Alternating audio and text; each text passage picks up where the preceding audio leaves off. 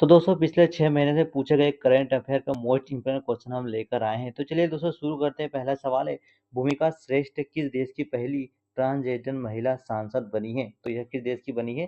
तो यह नेपाल देश की बनी है। अगला सवाल है, वर्ष 2026 के लिए संगीत कलानिधि पुरस्कार हेतु किसका चयन किया गया है? तो जयंती कुमारेश का किया गया। Option number B right answer होगा। अगला सवाल है, दिव्यांग शक्ति योजना किस राज्य सरकार द्वारा संचालित की जा रही है? तो ये आंध्र प्रदेश राज्य द्वारा यह योजना संचालित की जा रही है। अगला सवाल है, हिंदी भाषा के लिए साहित्य अकादमी पुरस्कार 2025 किसे प्रदान किया गया है? तो ममता कालिया को यहाँ पर प्राप्त किया गया है। अगला सवाल है, ब्यूटिस बरगावी ब्यूटिस बरगावी नामक नई मछली प्रजाति की खोज भारत के किस राज्य में की गई है? तो यह पश्चिम बंगाल में की गई है। अगला सवाल है, विश्व पेरा एथलेटिक्स ग्रैंड प्रिक्स 2026 में भारत का स्थान क्या रहा है? तो पहला स्थान रहा है।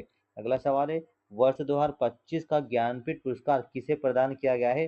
तो आर वेरामुथु को प्रदान किया गया है। अगला सवाल है, फ्रीडम शील्ड संयुक्त सैन्य अभ्यास किन दो देशों के बीच आयोजित किया जाता है? तो अमेरिका और दक्षिण कोरिया के बीच किया जाता है। अगला सवाल है, भारत की पहली नमो भारत रैपिड रेल का मुख्य महत्व क्या है? तो हाल ही में यह शुरू की गई है। अगला सवाल है, आरव डेंगला भारत के कौन से क्रम के ग्रैंड मास्टर बने हैं? तो यह 93 नंबर के ग्रैंड मास्टर बने हैं। अगला सवाल है, होला मोहल्ला उत्सव मुख्यतः किस राज्य में मनाया जाता है? तो यह पंजाब राज्य में मनाया जाता है। अगला सवाल है, रणजी ट्रॉफी 2026 का खिताब किस टीम ने जीता था? तो जम्मू कश्मीर की टीम ने जीता था। अगला सवाल है, माउंट आबू का प्रस्तावित नया नाम क्या है? माउंट आबू का प्रस्तावित नया नाम क्या है? तो आबू राज है। अगला सवाल है, गूंज 2026 युवा महोत्सव का आयोजन कहाँ किया गया है दोस्तों? तो यह जम्मू कश्मीर में किया गया है। अगला सवाल है, ऑपरेशन क्रैकडाउन किस पुलिस द्वारा चलाया गया? ऑपरेशन क्रैकडाउन किस पुलिस द्वारा चलाया गया? तो तेलंगाना पुलिस द्वारा यह चलाया गया। अगला सवाल है, राष्ट्रपति भवन में किसकी प्रतिमा स्थापित की गई है? तो सी राजगोपालाचारी की प्रतिमा स्थापित की गई है। अगला सवाल है, वैश्विक निवास सूचकांक 2026 में प्रथम स्थान किस देश को मिला है? तो ग्रीस देश को यह मिला है। अगला सवाल है, भारत की पहली नेट जीरो पंचायत कौन सा गांव बना है? तो यह बेलाग्राम गांव बना है। अगला सवाल है, भारत का पहला जाति मुक्त गांव किस राज्य में विकसित हुआ है? तो महाराष्ट्र राज्य में विकसित हुआ है। अगला सवाल है, पेंगोलिन व्यापार पर किस राज्य ने प्रतिबंध लगाया? पेंगोलिन व्यापार पर किस राज्य ने प्रतिबंध लगाया? तो नागालैंड राज्य ने प्रतिबंध लगाया। अगला सवाल है, स्त्री सुरक्षा योजना किस राज्य सरकार द्वारा प्रारंभ की गई है?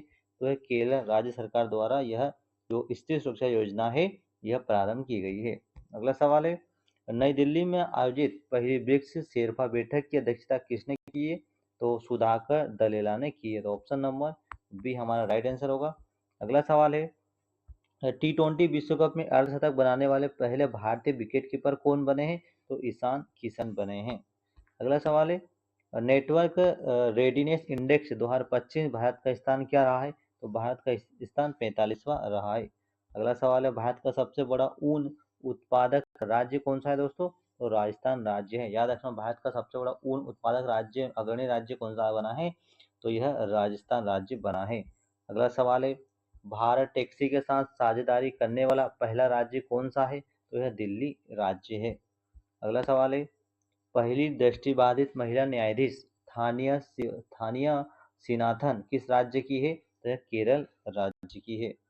अगला सवाल है, यंत्र इंडिया लिमिटेड को कौन सा दर्जा मिला है? तो मिनी रत्न कैटेगरी फर्स्ट का दर्जा मिला है।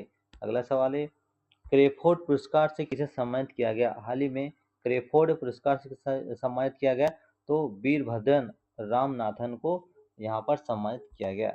अगला सवाल है, बजट 2026 में अमृत पीढ़ी किसे कहा गया है? तो युवाओं को कहा गया। किसे कहा गया है दोस्तों? तो युवाओं को कहा गया है। अगला सवाल है, एयरपोर्ट अथॉरिटी ऑफ इंडिया की पहली महिला डायरेक्टर कौन बनी है? तो निवेदिता दुबे बनी है। कौन बनी है? निवेदिता दुबे बनी है। अगला सवाल है, हेवन वन नामक निजी स्पेस स्टेशन कहाँ विकसित हो रहा है? तो यह अमेरिका में विकसित हो रहा है। अगला सवाल है बजट 2026-27 में विकास का मुख्य ड्राइवर किसे बताया गया है? तो युवा शक्ति को बताया गया है। अगला सवाल है ऑस्ट्रेलियन ओपन 2026 पुरुष एकल विजेता कौन बना है? तो कार्लोस अल्कराज बना है। कौन बना है? कार्लोस अल्कराज बना है।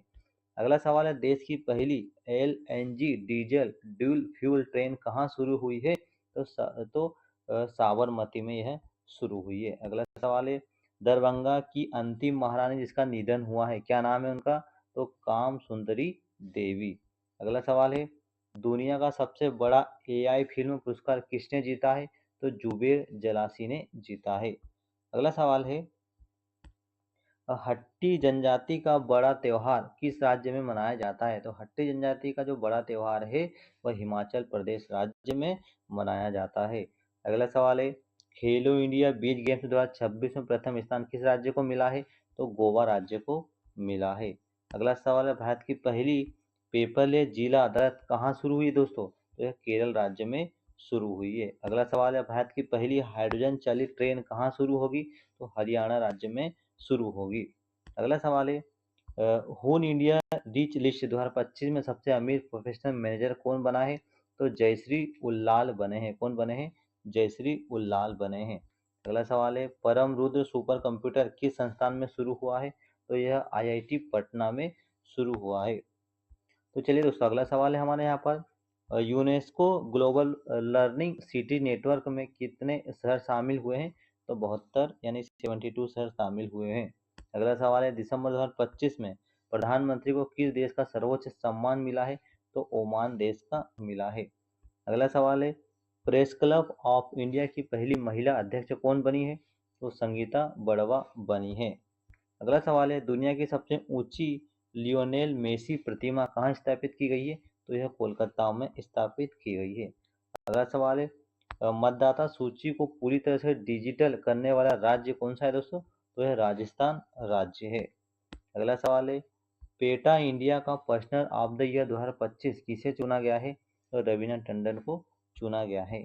अगला सवाल है हरिमौ शक्ति सैन्य अभ्यास भारत और किस देश के बीच होता है दोस्तों? तो भारत और मलेशिया के बीच होता है। याद रखना हरिमौ शक्ति सैन्य जो अभ्यास है भारत और मलेशिया देश के बीच होता है।